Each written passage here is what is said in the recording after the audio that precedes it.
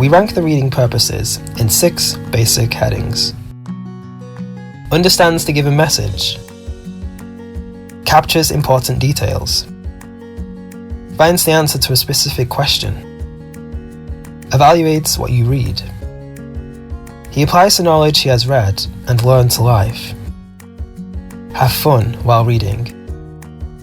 The key to success is knowledge. The way to knowledge is through reading.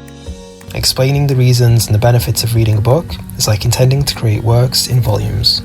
It should not be forgotten that no matter what profession a person chooses, he should be number one in the institution he works in. James Howell quotes, "It is pen, ink and paper that rule the world," says he is not wrong.